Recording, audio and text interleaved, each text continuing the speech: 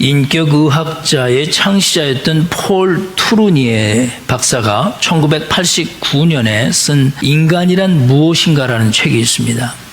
저는 개인적으로 폴 투루니 박사가 쓴 책들을 많이 읽는 편입니다. 그 책에서 폴 투루니 박사는 인간이라는 단어가 원래 목소리를 강조하기 위해서 영국 배우들이 썼던 가면이라는 단어에서 파생된 말이라고 전하고 있습니다.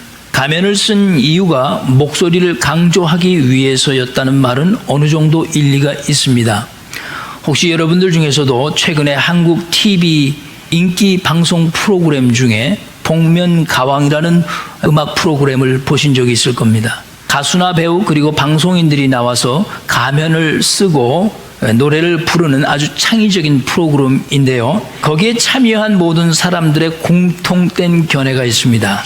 바로 가면을 쓰고 노래를 부르면 평소보다 더 자신 있게 노래를 부를 수 있다는 점입니다.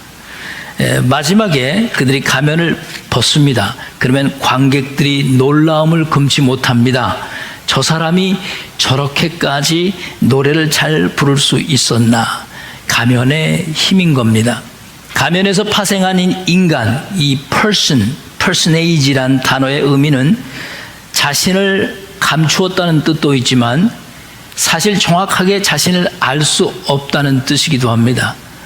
그래서 인간은 가면을 쓴 것과도 같아서 끊임없이 자신이 누군지를 찾아왔습니다. 나는 실제로 누구인가? 모든 인간의 공통점에는 자신을 찾기 위해서 하려는 것이 있는데 바로 자신에 관해서 끊임없이 말하려는 동기를 갖고 있다는 점입니다. 자신을 피하려는 이 근본적인 이유는 자신을 발견하려고 하는 인간의 본능 때문이라고 합니다. 근데 아이러니컬한 것은 자신에 대해서 끊임없이 말을 하지만 실제로 자신에 대해서 완벽하게 표현할 수 없다는 점입니다. 인간 안에는 자신조차도 알 수 없는 신비스러운 자신이 있다는 겁니다. 창세기 1장 27절 말씀에 보면 사람이 하나님의 형상대로 창조되었다고 말씀을 합니다. 이 말씀을 가만히 묵상을 해보면 하나님도 온전히 다 알 수 없지 않습니까? 그렇다면 하나님의 형상대로 창조되었다라는 인간도 다 알 수 없는 신비스러움이 있다는 뜻이기도 합니다. 만약에 사람들이 여러분과 나에게 당신은 누구십니까? 라고 물었을 때 여러분과 나는 쉽게 답변할 수 있는 것이 외형적인 것들입니다. 예를 들자면 여러분과 나의 이름을 말해 준다거나 아니면 내가 언제 어디서 어떻게 무엇을 하며 살았는지를 말할 수가 있겠습니다. 이런 외형적인 자신에 대한 설명은 아무 갈등 없이 쉽게 말할 수가 있습니다. 그런데 계속해서 당신은 실제로 누구입니까? 라고 물어온다면 잠시 망설일 수밖에 없습니다. 왜냐하면 외면적인 내가 아니라 내면적인 나에 대해서 이제는 말해야 하기 때문에 그렇게 쉽지가 않습니다. 물론 자신을 좋은 사람이라고 말하고 정직한 사람이라고 말하고 성실한 사람으로 말할 수 있을 겁니다. 그러나 정말 그렇습니까? 사실 어떤 때는 좋은 사람이기도 했다가 또 어떤 때는 나쁜 사람이기도 하고요. 또 정직할 때가 있기도 하지만 거짓스러운 때도 있는 것이고 선한 모습을 보일 때도 있지만 때로는 아주 못된 모습도 보이기도 하고 사랑과 미움 사이에서 왕래하면서 이중적인 모습을 갖고 살고 있는 자신을 완벽하게 설명한다는 것은 쉽지 않은 것입니다. 그런데 이런 신비스러운 인간이 하나님을 알게 되면 자신에 대해서 눈을 뜨기를 시작합니다. 그리고 더 나아가서 예수 그리스도를 만나게 되면 자기 자신을 정확하게 설명을 하기 시작을 합니다. 그리고 성령님을 체험을 하게 되면 내가 왜 이렇게 생각을 하고 행동하는지에 대해서 깊이 깨달음을 갖게 됩니다. 그래서 하나님을 만난 사람과 아직도 하나님을 만나지 못한 사람의 차이는 자신에 대해서 얼마만큼 정직하게 그리고 얼마만큼 분명하게 밝힐 수 있느냐 없느냐 차이입니다. 외형적으로는 예수님을 만나기 전이나 예수님을 만난 후나 달라질 것이 전혀 없지 않습니까? 예수님을 만났다고 납작했던 코가 뾰족하게 서거나 작았던 키가 늘어나는 경우는 절대 없습니다. 그러나 예수 그리스도 안에서 자신을 진정 발견한 사람은 내면적으로 변화가 일어나게 되죠. 그래서 아무리 부끄러운 것이라 할지라도 서슴없이 자신에 대해서 말을 합니다. 다시 말하면 가면을 벗어버리고도 내면의 자신에 대한 소리를 정직하고도 바르게 낼 수 있다는 뜻입니다.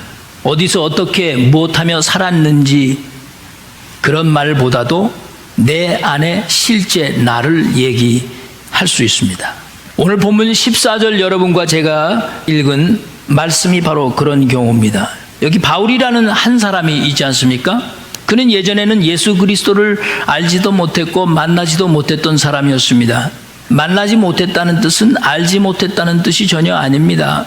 듣지 못했다는 뜻도 아닙니다. 예수에 관해서 들어왔고 예수에 관해서 많은 것을 지식적으로도 알고 있었습니다.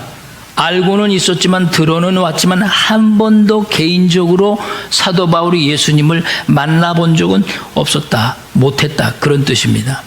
바울이 예수 그리스도를 하나님의 아들로 믿지 못했을 때는 외형적인 자신에 대해서 이렇게 말했습니다. 여러분과 제가 오늘 맨 마지막 교독 시간에 읽었던 빌립보서 3장에 있는 말씀입니다. 나는 8일 만에 할례를 받았다. 나는 이스라엘 족속이고 베냐민 지파고 히브리인 중에 히브리인이다. 율법으로는 나는 바리새인이다. 자신에 대해서 이렇게 설명했습니다. 예수님을 만나기 전에 자신의 모습을 설명하고 있는 겁니다. 그러자 좀 더 질문을 합니다. 당신은 실제로 누굽니까?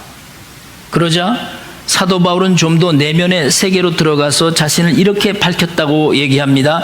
열심으로는 교회를 박해하고 율법의 의로는 흠이 없는 자다. 자신을 흠이 없는 사람이라고 밝혔습니다.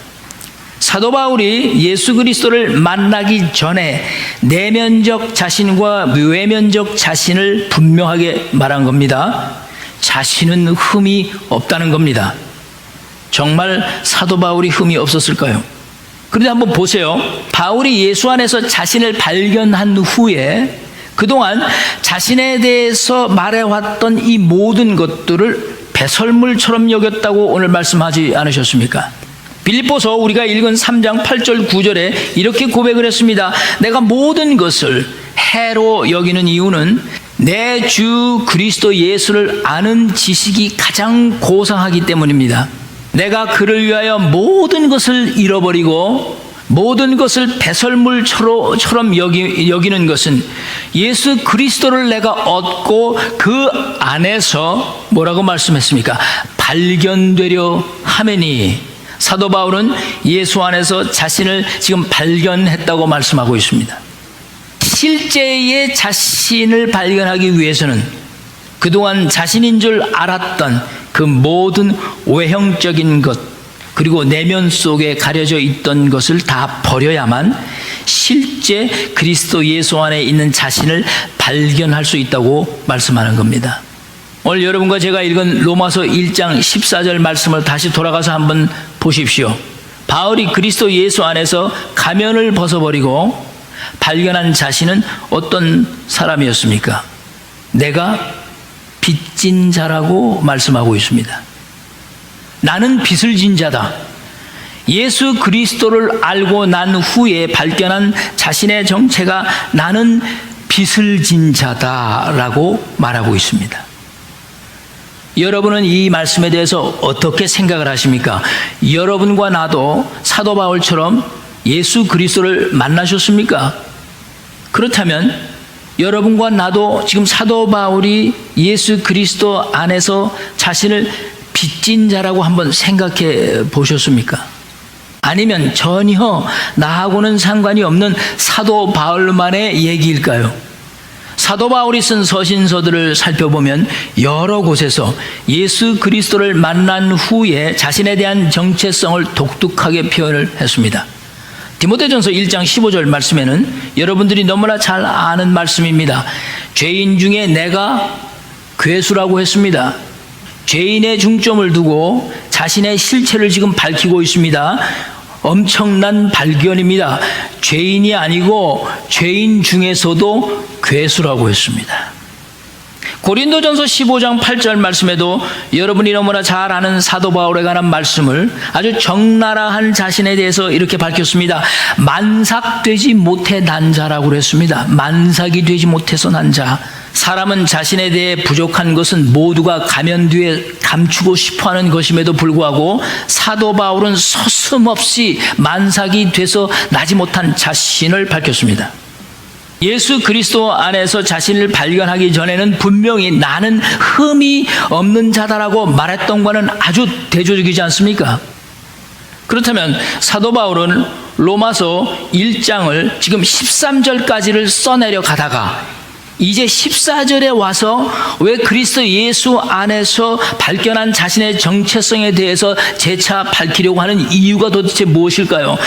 사도 바울은 이미 로마서 1장 1절 말씀에 예수 안에 있는 자신의 존재에 대한 두 가지 정체성을 밝히지 않았습니까? 하나는 예수 그리스도의 종이라고 했고 다른 하나는 사도로 부르심을 받았다는 정체성을 밝혔지 않습니까? 그럼에도 불구하고 지금 14절에 와서 재차 자신을 내가 빚진 자다라고 밝히고 있습니다. 여러분도 잘 아시다시피 이 종과 사도라는 정체성은 사도 바울 서신서를 통해서 사도 바울이 지속적으로 자신에 대해서 밝혀온 내용입니다. 빌립보서에서는 오직 종이라는 표현만을 사용을 했습니다. 그 나머지 모든 사도 바울의 서신서에서는 자신을 사도라고만 밝혔습니다. 오직 로마서와 디도서 첫 곳에서만 종과 사도 두 가지 정체성을 동시에 말씀했습니다. 자, 로마서 1장 1절 말씀을 다시 자세히 살펴보십시다. 종이 사도보다 앞에 기록이 되면서 종에 대해서는 부르심을 받았다는 표현을 쓰지 않았습니다. 사도 바울이 자신을 종이라고 규정한 것은 사도 바울 자신 스스로의 선택이었다는 뜻입니다. 부르심을 받았다는 그 말씀은 오직 사도에게만 적용을 했습니다. 하나님은 바울을 사도로 부르셨지 종으로 부르시지 않으셨습니다. 그럼에도 불구하고 사도 바울은 자신이 종이 되기를 바랬습니다. 어느 누가 스스로 종이 되기를 바라겠습니까? 목회를 하다 보면 사람들이 흔히 사용하는 말에 이런 표현이 있습니다. 하나님이 나를 종으로 삼으셨다. 이런 표현은 적어도 로마서를 기준하면 그 표현은 잘못된 표현입니다. 여러분과 나는 처음부터 종으로 부름을 받은 적이 없습니다. 그리고 종으로 태어난 적도 없습니다. 그러나 인간 스스로 종이 된 적은 있었습니다. 오늘 여러분이 교독 시간에 읽으신 로마서 6장 17절과 18절 말씀을 보십시오. 성경이 이렇게 기록하지 않았습니까? 하나님께 감사하리로다. 너희가 본래 죄의 종이었더니, 들으셨습니까? 본래가 죄의 종이었더니 너희에게 전하여 준 바 교훈의 본을 마음으로 순종하여 받아들인 후에 그 죄로부터 해방되어서 너희는 이제 본래 죄의 종에서 의에게 종이 되었다라고 말씀했습니다. 성경은 분명하게 여러분과 내가 본래 죄의 종이었다고 단호하게 선포합니다. 그 선택은 하나님이 아니었고 우리였습니다. 그러나 그런 죄의 종의 굴레에서 여러분과 나를 벗어나게 하시고 의의 종이 되게 하셨다고 말씀했습니다. 그런데 여러분 이 말씀을 오해하시면 안 됩니다. 의의 종이 되게 했다. 하나님께서 우리를 그리스도 예수 안에서 죄의 종의 굴레에서 벗어나게 해 주었으니 이제부터 너는 나의 종이 되어 내가 시키는 대로 하고 살아야 한다. 그런 뜻에서 의의 종이 되게 하셨다라는 말로 오해해서는 안 됩니다. 하나님께서 여러분과 나를 그리스도 예수 안에서 죄의 종의 굴레에서 벗어나게 했다는 것은 로마서 6장 22절에 가서 확인해 보아야 합니다. 이렇게 썼어요. 그러니 이제는 너희가 죄로부터 해방되고 하나님께 종이 되어 거룩함에 이르는 열매를 맺었으니, 들으셨습니까? 하나님의 종이 됐다, 의의 종이 됐다는 그 뜻은 거룩함에 이르는 열매를 맺게 되었다, 그 뜻입니다. 그리고 난 다음에 22절 마지막에 뭐라고 말씀했습니다. 그 마지막은 영생이니라 그러셨습니다. 성경은 분명하게 하나님께서 여러분과 나를 죄의 종에서 구원해 주신 것 자체가 거룩함의 열매를 맺을 수 있는 상태가 되어 있다는 것을 말씀하는 겁니다. 그 의의 종의 거룩한 열매가 무엇이라고 말했습니까? 영생이라고 말씀하고 있지 않습니까? 영생이라고. 사도 바울이 로마서 1장 1절 말씀에 예수 그리스도의 종 바울은 이라고 자신의 정체성을 이미 말했을 때 이 말씀의 뜻은 하나님이 종이 되어 거룩함에 이르는 열매를 맺게 되었으니 그 은혜에 대한 보답으로 내 스스로가 이제 하나님의 종이 되겠습니다 라고 결심한 것입니다. 그렇다면 사도 바울이 말하는 종이란 어떤 사람입니까? 종으로 살려면 첫째, 모든 자신의 특권과 자유를 포기해야만 합니다. 종은 자기를 주장할 수 없습니다. 여기서 종이란 헬라어는 둘로스라는 노예라는 뜻입니다. 노예에게는 자기 생각, 자기 계획, 자기 견해, 자기 기준, 자기 주장이 없습니다. 만약에 노예가 자기 생각과 자기 견해와 주장을 얘기하면 그 사람은 사실 노예가 아닌 겁니다. 어느 목사님께서 한국 사람들은 종이라고 얘기를 하면 잘 이해를 하지 못한다고 해요. 그래서 한국 사람들에게는 머슴이라고 해야 이해가 굉장히 빠르답니다. 머슴. 머슴에게 무슨 자기 주장과 무슨 자기 의견이 있겠습니까? 머슴은 이 일을 하고 있다가 갑자기 주인이 저 일을 해 하면 그냥 예 하고 하던 일을 놓고 저쪽에 가서 하라고 하는 일을 하는 게 머슴입니다. 그래서 진짜 머슴은 결혼도 안 했답니다. 그리고 머슴에게는 질문이라는 게 없습니다. 질문을 하기 시작하면 그 사람은 종이 아닌 겁니다. 종은 오직 한 가지를 위해서 삽니다. 주인을 위해서 사는 게 종입니다. 주인을 위해서 사는 사람, 그게 머슴이라는 얘기죠. 그래서 고대 사회에서는 주인이 죽으면 그 종도 따라 죽었습니다. 사도 바울이 1장 1절 말씀에 자신을 종이라고 한 것은 자신 스스로 복음을 위해서 이렇게 종이 되겠다고 한 것입니다. 그는 오직 십자가에서 자신을 위해 죽으시고 3일 만에 부활하신 예수 그리스도만 전파하는 그 복음을 위해서만 살았습니다. 사도 바울은 십자가 외에는 자랑할 것이 없다고 말씀했습니다. 복음에 대해서 자기의 의견이나 주장이나 견해나 어떤 기준이 없었습니다. 오직 십자가, 오직 부활이었습니다. 그는 매를 수차례 맞았고 살을 찢기며 채찍을 당하며 피를 흘렸으며 죽을 고비를 수차례 넘겼으며 풍랑을 만나 파선에 이르렀고 모욕을 당하고 비난을 받았으며 굶주렸으며 고난을 겪었습니다. 그는 그렇게 안 살 수도 있었지 않습니까? 그러나 그는 스스로가 종이 되기를 원했습니다. 복음을 위해서 스스로가 그렇게 살기를 바란 겁니다. 그러므로 사도 바울이 오늘 본문에서 내가 빚진 자다라는 표현은 로마서 1장 1절을 근거로 해서 지금 말씀하고 있는 겁니다. 내가 종이다. 그러므로 나는 빚진 자다. 그러므로 이 빚진 자란 표현은 종의 개념을 포함하고 있는 것입니다. 그러면서도 자신은 지금 빚을 진 자라고 말씀하고 있습니다. 그렇다면 사도 바울은 도대체 무엇을 누구에게 빚졌다는 것일까요? 자, 도대체 사도 바울이 어떤 의미에서 로마 교회 성도들에게 빚을 졌다고 말하고 있는 것일까요? 사도 바울이 말하는 이 빚을 졌다는 궁극적인 의미가 우리가 마지막으로 무엇인지 살펴볼 필요가 있겠습니다. 자, 본문에서 사용된 이 빚진 자란 헬라어는 오페일레테스라는 말인데요. 이 말의 뜻은 뭐뭐 해야 할 의무가 있는 자다, 그런 뜻입니다. 영어로 표현하자면 아까 말씀드린 대로 under obligation입니다. under obligation. 사도 바울은 앞으로 이제 로마서에서 자신이 만난 예수 그리스도 안에 있는 모든 지혜의 복음적인 말씀을 풀어놓으려고 지금 합니다. 그죠? 이제부터 풀어놓는 겁니다. 그런데 중요한 것이 생겼습니다. 뭐냐 하면 자신이 지금 말하려고 하는 이 복음에 관한 모든 진리를 이 사람들이 이 말씀을 받아들이고 믿음을 갖게 되기 위해서 로마 교회 성도들이 자신처럼 그들도 빚진 자의 심정으로 이 복음에 대한 책임을 느끼기를 바랬던 겁니다. 자, 굉장히 중요한 말씀입니다. 너무 중요해서 제가 다시 한번 말씀드릴게요. 예수 안에서 실제의 자신을 알게 되는 것은 자신을 복음에 대한 의무 아래 두는 것입니다.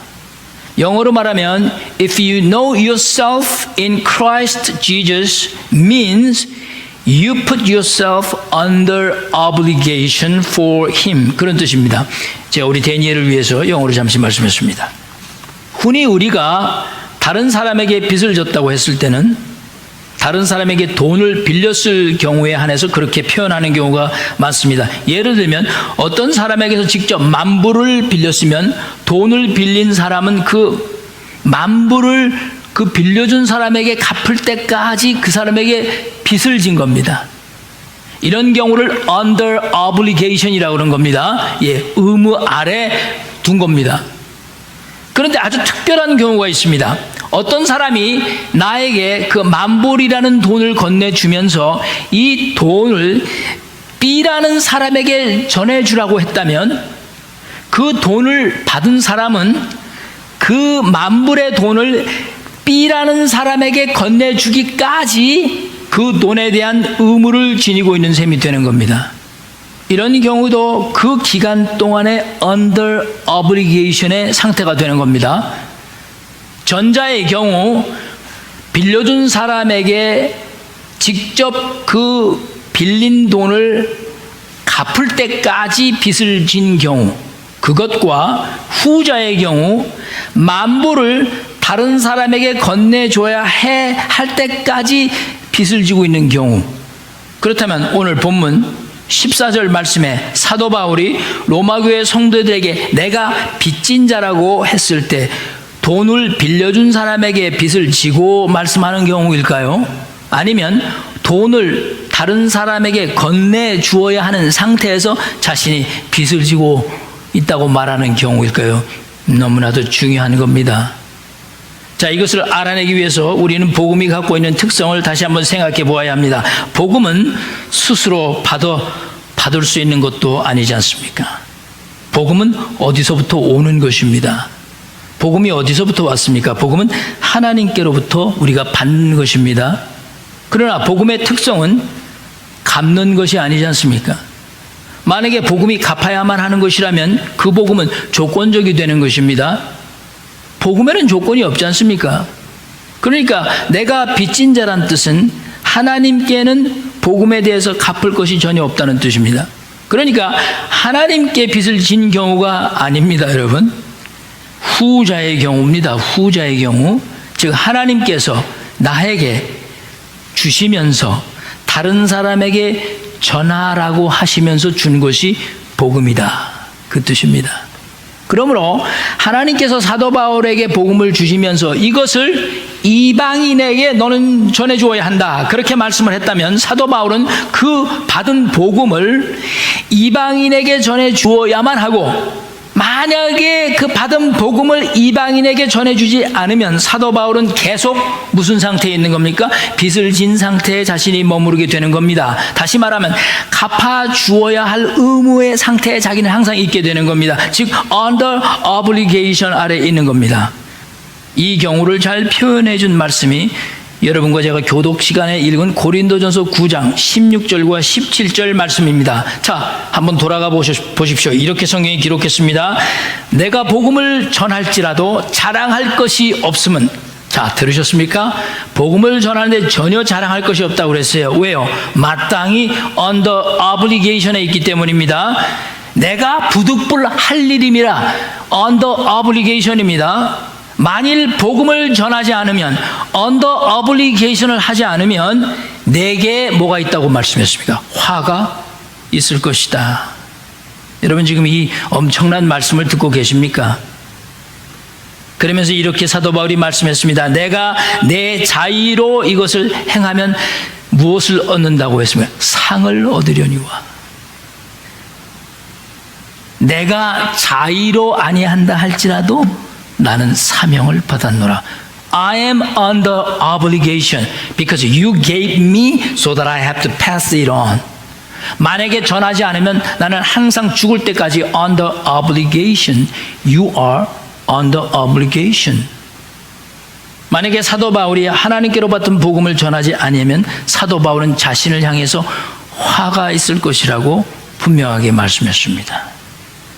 사도 바울은 자신이 복음으로 말미암아 의무 아래에 있다는 것을 늘 마음에 간직했던 겁니다. 이것이 복음이 가진 특성입니다. 그래서 그 복음을 하나님이 원하시고 바라시는 사람들에게 전달해 주기까지는 빚진 마음으로 산 겁니다. 저도 빚을 지고 있습니다만은 우리가 빚을 지고 살 때 항상 그 빚을 마음에 담고 있지 않습니까? 그 빚을 언제 다 갚을까? 잊어버릴 수 없는 것입니다. 갚을 때까지 말이죠.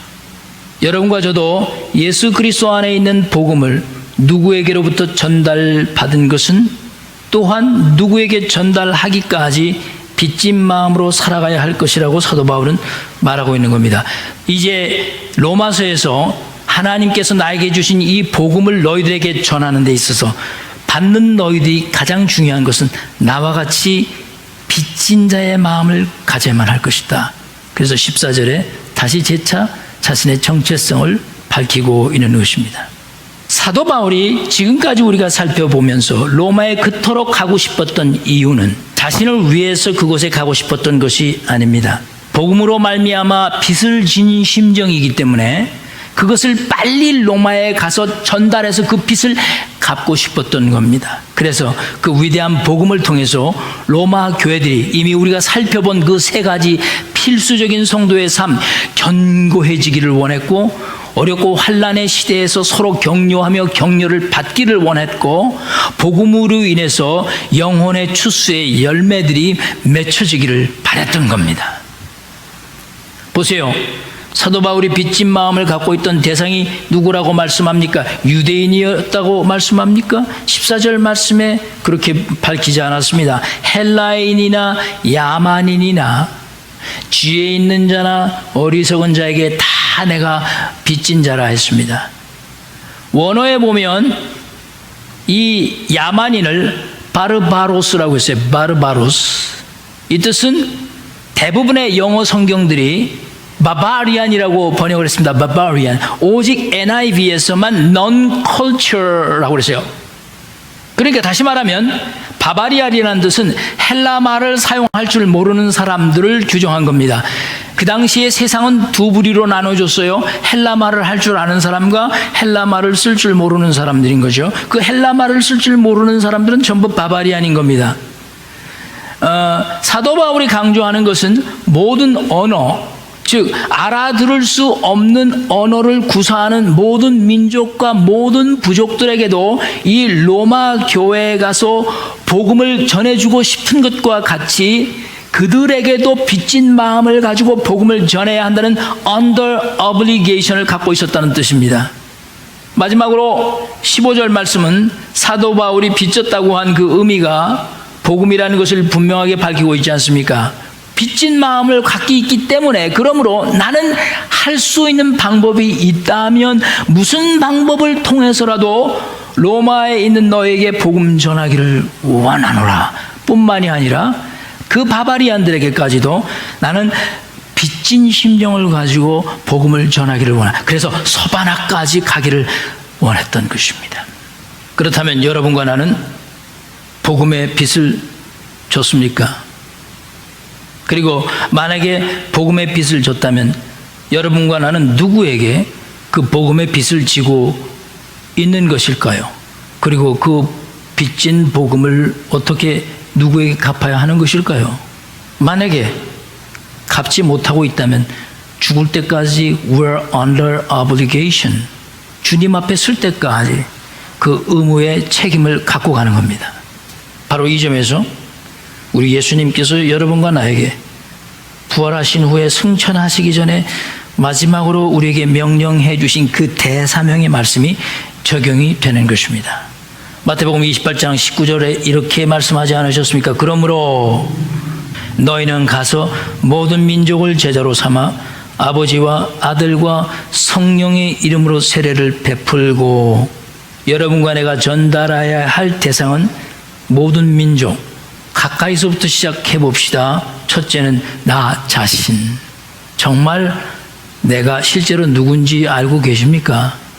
그 다음에 내 가족들, 정말 내 가족들이 실제로 그들이 누군지를 알고 있으며 그들이 진정 예수 그리스도 안에 있는 복음을 갖고 살고 있습니까?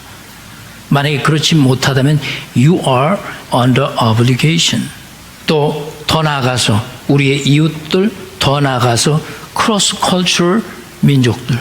그러므로 여러분과 나는 오늘 이 로마서 14절에 있는 이 말씀, 하나님께로부터 받은 복음을 우리는 전달하기 위해 빚진 마음으로 그 사명을 수행하기를 사도 바울은 로마서 통해서 밝히고 있는 것입니다. 이것이 교회의 사명이고 우리 믿음을 가진 자들의 사명인 것입니다.